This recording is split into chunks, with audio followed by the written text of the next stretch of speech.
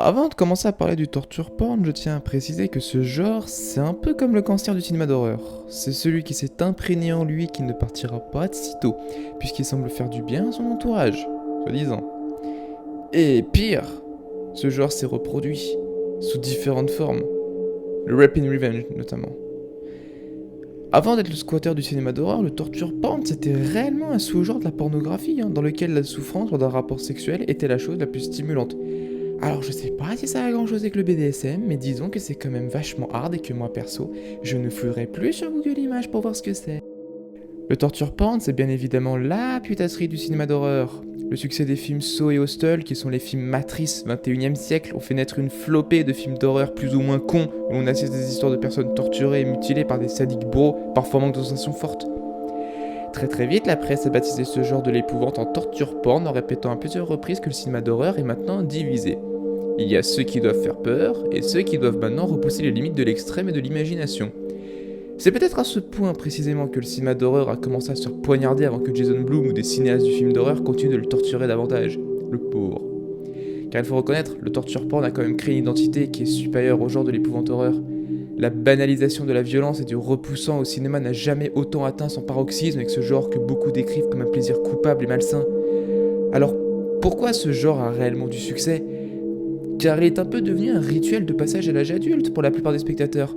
Avant, regarder un film d'horreur, c'était la frime avec des copains quand on disait « Ah bah moi, j'ai pas eu peur de l'exorciste !»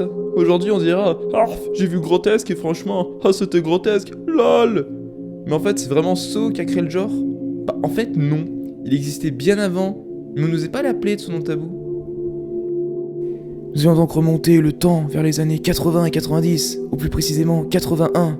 Ouais, j'ai triché, j'ai eu mon anti-sèche. Alors, en 1981... Ah bah on parlait tous comme ça, non c'est pas vrai. Un journal, le Sunday Times, compare les mondos cannibales à des fruits pourris et nauséeux appelés le nastis.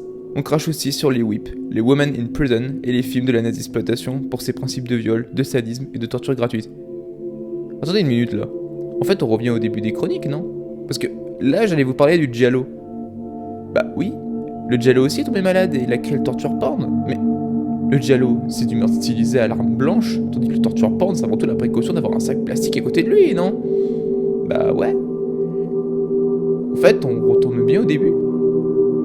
On reprochait à l'époque du slasher son côté violent, politiquement incorrect, mais tous ses défauts furent rapidement pardonnés à l'arrivée du torture porn.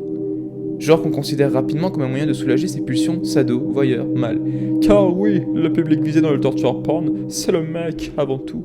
Mais en fait, le pire dans tout ça, c'est qu'une chronique ne suffirait même pas à parler de ce genre qui a réussi à devenir complètement indépendant au cinéma d'horreur et qui un jour prendra sans doute sa place. C'est comme dans Is No Good. Non, en fait, pas du tout, mais bon. Il a une bien trop grande importance aujourd'hui et il faudrait que je parle de tous les sujets du cinéma d'horreur pour en finir définitivement avec lui. Bon, vous savez ce qu'on va faire ?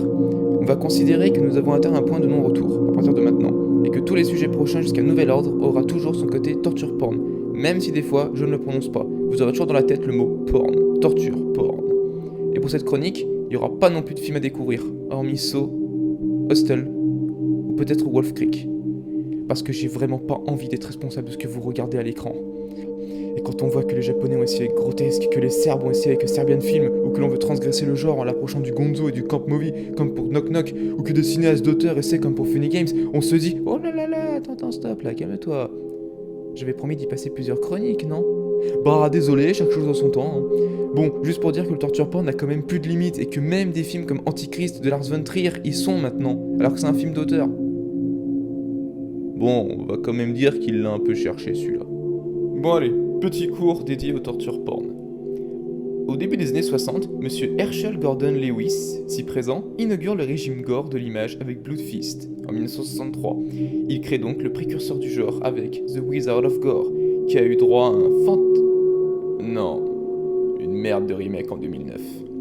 Renvoyant brutalement à son animalité, le torture porn déshumaniserait donc l'homme portant de ce fait une atteinte certaine à sa dignité.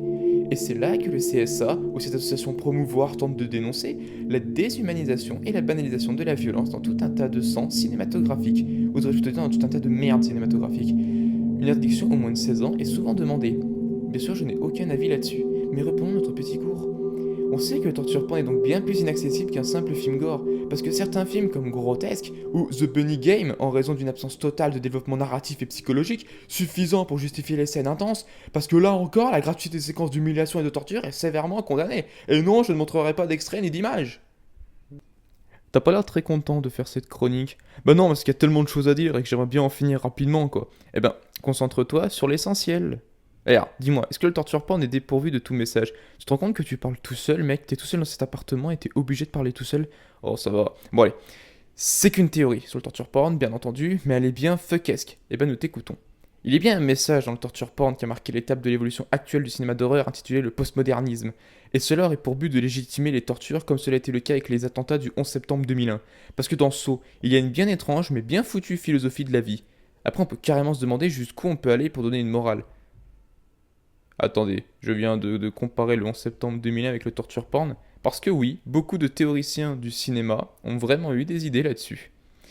Après l'étude de ces films d'une extrême sauvagerie, tels que les délires des trilogies Vomi de Gore, on entend vomi, de Lucifer Valentine, ou encore August Underground de Fred Vogel, c'est triste à dire mais vous pouvez les trouver sur YouTube, contribuent pourtant à caractériser le torture porn dans ce qu'il est parfois de plus abject, de plus exécrable, de plus dégueulasse, de plus... Oh, arrête.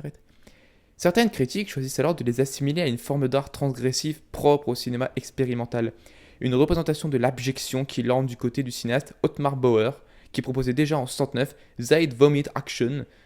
Tu viens de parler allemand? Bah oui, ce sont des films allemands. Et, je vais y arriver, là je suis obligé de tricher. Unverschmantelt im Grunwald. Ces images explicites de scatophilie et d'hommes vomissant puis mangeant des déjections humaines encore tièdes. Est-ce de l'art ou est-ce de la merde? Et ce genre défie la censure aujourd'hui. Depuis Saw 3D, je pense qu'il est beaucoup plus surveillé et n'a parfois droit qu'à un simple direct to DVD. Regardez, The Green Inferno d'Eliros, il s'est carrément vu interdire de sortie en salle, et pourtant il a été réservé à la VOD. Et je me dis maintenant salut parce que je n'ai pas du tout envie de continuer cette chronique, mais je me concentrerai sur un autre genre de ce genre bientôt. Ce sera le Rapping Revenge que j'ai cité tout à l'heure, et je vous dis à très bientôt. Ah, j'ai encore des sacs en plastique, ça tombe bien.